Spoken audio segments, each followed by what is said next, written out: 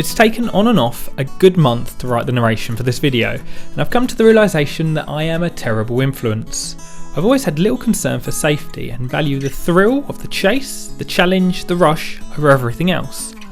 I'm trying something slightly different with my video today, so please take what I say with a pinch of salt. Let's get into the video. Every once in a while I come up with an idea which on the surface might sound like a wacky adventure, but when you actually think about the logistics it's rather stupid.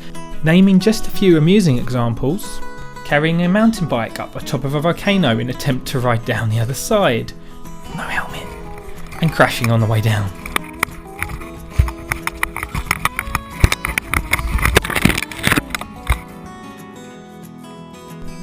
Solo climbing a waterfall in the Peak District in the winter with no equipment.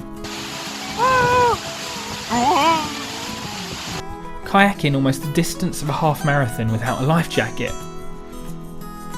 We got stranded multiple times. Although I would like to point out I did wear a helmet when cycling from Essex to Amsterdam.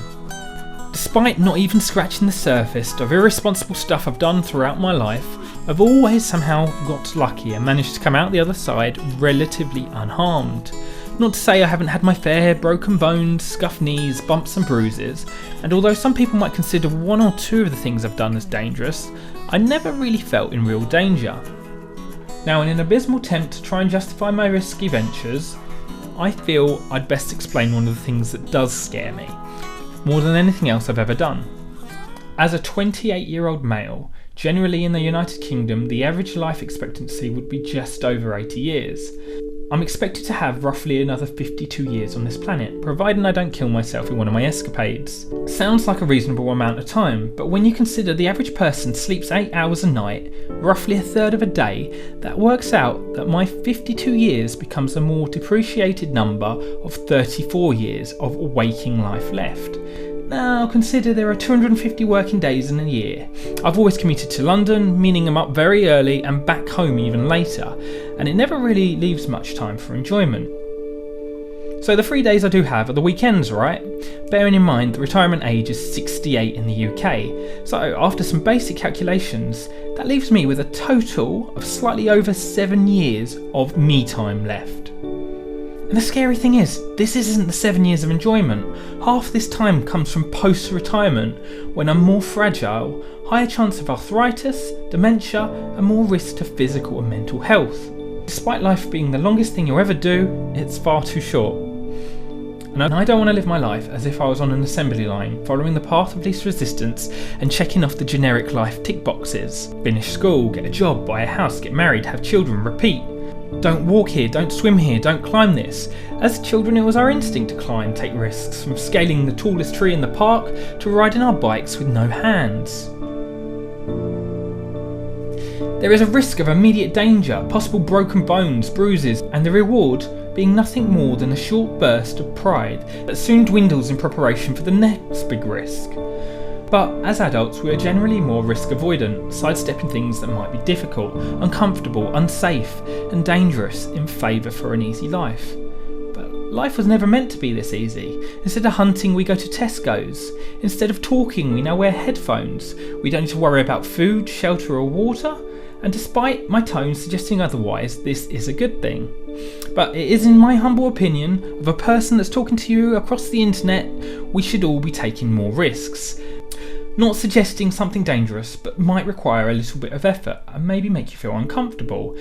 Be it a marathon or a 5k run, seeing how far you can swim underwater in your local swimming pool, or attempting to swim the channel. It isn't until you take these types of risks you find out what you're truly capable of, allowing you to push the boundaries and borders of yourself.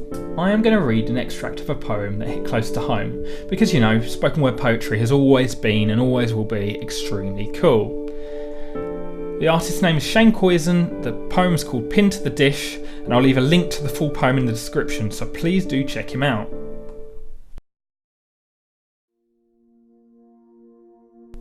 You are dying. Don't panic. In this we are equal. Regardless of race, religion, sex, sexual orientation, political leaning, preference for music or favourite shape of animal cracker, we are dying. Our difference in thought, manner and actions cannot relieve us of our obligation of our deaths. Whether dignified or ridiculous, dying will happen with or without our acceptance.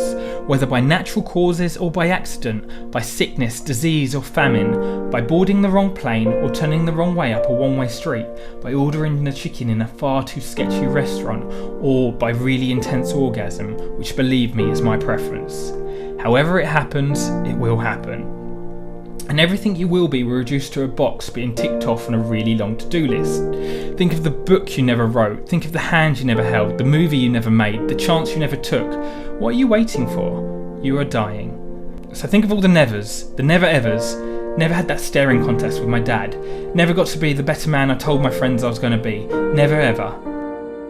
We are dying. Do not let a belief in an afterlife excuse you from the responsibilities of doing something beautiful with your life. Even if it's one failure after the next, fail and fail again. Risk is your endorsement of hope. Your fear of death is a realisation you haven't even tried to press your hands into the air and leave your imprint on the horizon for others to chase and follow. Don't panic, there's still time, but you are dying. Don't panic, you're only dying, but you are not dead.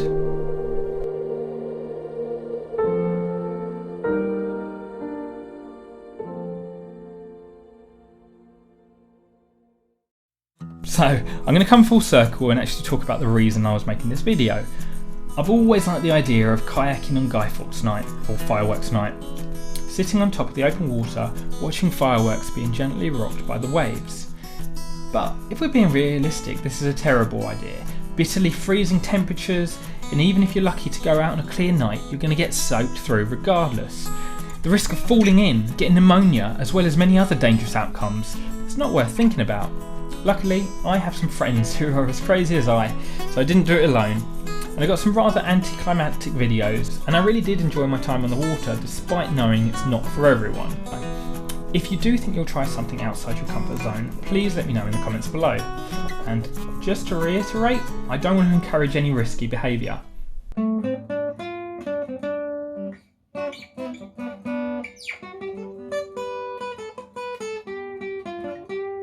Life is too short to love the one you got, cause you might get run over or you might get shot.